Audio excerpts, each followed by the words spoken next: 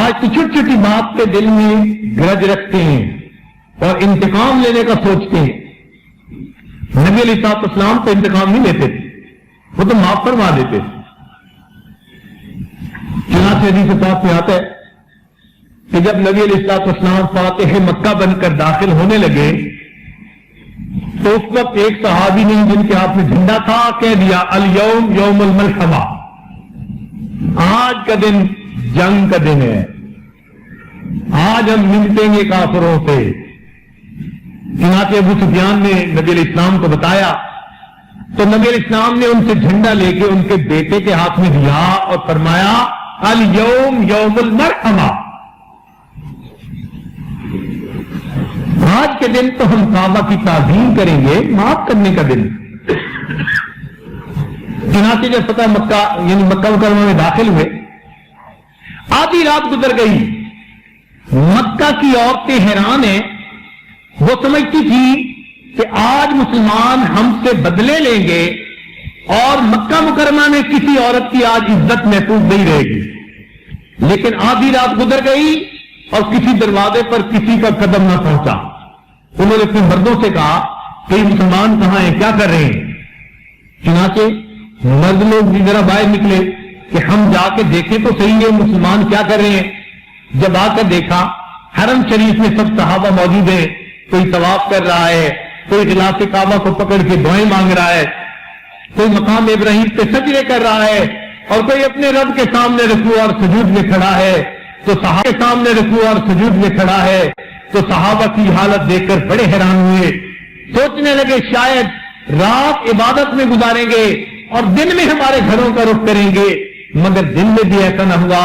نبی علیہ السلام نے قریش مکہ کے سرداروں کو بلا بھیجا, سب کے سب جو ہے قریش مکہ کے سردار وہ بھی بیت اللہ شریف میں آ گئے, حرم شریف میں آ گئے. اب اس وقت عثمان بھی آئے جن کے پاس بیت اللہ شریف کی چابی اور کنجی ہوتی تھی. نبی علیہ السلام نے جب انہیں دیکھا ان کو بلایا, فرمایا عثمان بیت اللہ کی چابی مجھے دے دو. چنانچہ ان کو دینی پڑی. نبی علیہ السلام نے چابی ہاتھ میں لی اور بیت اللہ شریف کا دروازہ کھلوایا اور اندر تشریف لے گئے, اپنے رب کی عبادت کی.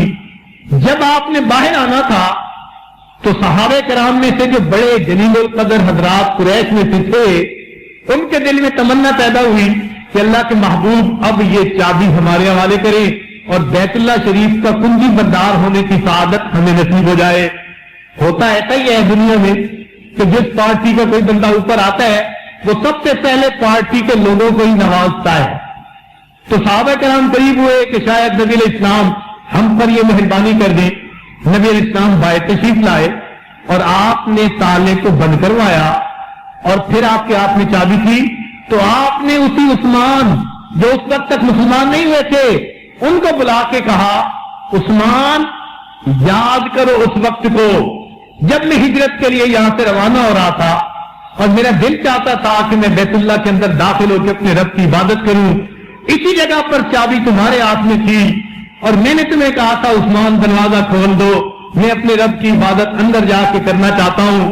تم نے انکار کر دیا تھا اور میں نے تمہیں اس وقت کہا تھا عثمان ایک وقت آئے گا, عثمان ایک وقت آئے گا جہاں میں کھڑا ہوں وہاں تو کھڑا ہوگا اور جہاں تو کھڑا ہے وہاں میں کھڑا ہوں گا. دیکھ آج چابی میرے ہاتھوں میں ہے مگر عثمان میں تیرے ساتھ وہ نہیں کروں گا جو تم نے میرے ساتھ کیا تھا.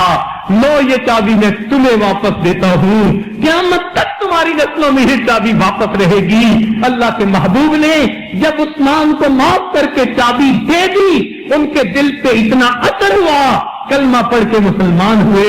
اللہ نے قیامت تک ان کی نسلوں کو ایمان سے نواز دیا. ایک عجیب واقعہ آپ کو عرض کریں. ایک صاحب نے لکھا کہ گورنمنٹ کے بڑے آفیسر تھے, میں معائنہ کے لیے کسی شہر میں گیا, ریسٹ ہاؤس میں ٹھہرا, پھر مجھے اگلے شہر جانا تھا. میں نے سامان لیا, اسٹیشن پر پہنچا. اس دن گاڑی میں رش بہت زیادہ تھا, پلیٹ فارم پہ کھڑے ہونے کی جگہ نہیں تھی. एक कुल्ली से मैंने कहा कि मेरा सामान उठाओ और गाड़ी में पहुंचा दो, इतने पैसे दे दूंगा। उसने सर पे सामान रखा और जैसे ही गाड़ी आई हम चले कि अपना डब्बा ढूंढ के उसके अंदर दाखिल हो जाए। कहने लगा मैं तो अपने डब्बे के दरवाजे पर जल्दी पहुंच गया और उस कुल्ली का मुझे पता ही नहीं चल रहा, मैं इंतजार कर रहा हूं। देर होती गई हत्ता के गाड़ी में सीटी बजाई। अब मैं तो सवार नहीं हो सकता था क्योंकि मेरा सामान पीछे था, टिकट मेरे हाथ में, मैं दरवाजे पे खड़ा हूं। सामान न पहुंचने की वजह से गाड़ी आहिस्ता आहिस्ता चलते चलते निकल गई और मैं न जा सका। गुस्सा आया उस कुल्ली पर कि मेरा जी चाहा कि मैं इसका क्या कर दूं। फिर मुझे सोच आई कि मैं बगैर सामान के इतनी मुश्किल से पहुंचा हूं, उसको कोई रास्ता देता तो वो आगे आता ना। उस बेचारा का क्या पूछूं, चलो अल्लाह को ऐसे ही मंजूर था, मैं आज नहीं कल चला जाऊंगा और मैं नॉर्मल हो गया। कहते हैं जब गाड़ी चली गई और प्लेटफॉर्म से लोग घरों को चले गए तो एक तरफ से वो कुल्ली सर पे सामान रखे तेजी से भागता हुआ मेरे पास आया, पसीने में शराबूर, चेहरे पे बड़ी शर्मिंदगी, खौफ कि पता नहीं अब साहब मेरे साथ क्या करेंगे, गालियां निकालेंगे, मुझे सुननी पड़ेंगी। आते ही माजरत करने लगा कि मैंने बड़ी कोशिश की, लोगों ने रास्ता ही नहीं दिया, मैं नहीं पहुंच चुका, साहब मुझे माफ कर दें। मैंने नॉर्मल अंदाज में कहा कि कोई बात नहीं, मैं कल चला जाऊंगा, तुम क्यों इतनी माफी मांग रहे हो। कहते जब उसने महसूस किया कि मैं बिल्कुल गुस्से में नहीं तो वो बड़ा हैरान हुआ और मेरा चेहरा तक रहा है। जब उसने देखा कि वाकई मैं नहीं जा रहा और वापस अपने रेस्ट हाउस की तरफ जा रहा हूं, कहते साहब मैं आपका सामान आपको वहां गाड़ी तक पहुंचा देता हूं। वो कुल्ली वहां स्टेशन पर खड़ा मेरा इंतजार कर रहा था। कहने लगा साहब मैंने आज कोई काम नहीं किया, बस मैं आपका सामान उठाऊंगा और आपको मैं आज गाड़ी के पास पहुंचाऊंगा।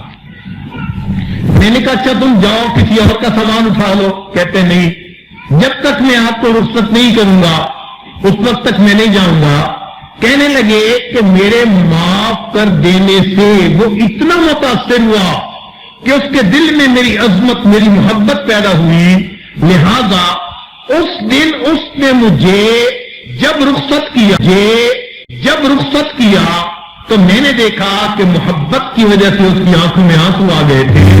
उसकी जिंदगी में कभी भी किसी रिश्तेदार ने मोहब्बत से रुख्सत नहीं किया था। लेट होने पर मैंने गुस्से को पी लिया, वो जो तकलीफ थी वो खत्म हो गई, लेकिन उस बंदे का मोहब्बत से मुझे रुख्सत करना, उसकी राहत मुझे आज भी याद आती है। वो वक्त तो गुजर गया, जो लेट हुआ था, जो नुकसान हुआ था वो भूल गया, लेकिन अब मैं याद करता हूं ना कि किस मोहब्बत से उसने मुझे रुख्सत किया था, तो वो चीज आज भी मेरे दिल के अंदर ठंडक पैदा कर देती है। इमाम आजम अली रहमतुल्लाह अलैह का वाक़या है, उनके हाफिज़ीन बहुत थे, ये हाफिज भी बहुत ज्यादा थे। एक हाफिज चुनके आया, उसको पता चला कि इमाम आजम रहमतुल्लाह अलैह की वालदा बूढ़ी थी और बुढ़ापे में वो बेवा हो गई। तो वो आके इमाम साहब को कहते हैं हज़रत मैंने सुना है कि आपकी वालदा बेवा है, खूबसूरत हैं, तो मैं उनसे निकाह के लिए अपनी प्रपोजल लेके आया हूं। पता था उसको कि 90 के करीब उम्र है उनकी, वो तो जानबूझ के उनको टॉर्चर करना चाहता था। कहते जी मैं आया हूं कि मैं अपने निकाह की प्रपोजल पेश करूं। इमाम आजम रहमतुल्लाह गुस्से में नहीं आए, उन्होंने सुन के फरमाया कि मेरी वालदा आकिला और बालिगा है, अब ये फैसला तो वो खुद कर सकती। मैं इतना जवाब दे के घर की तरफ चल पड़े।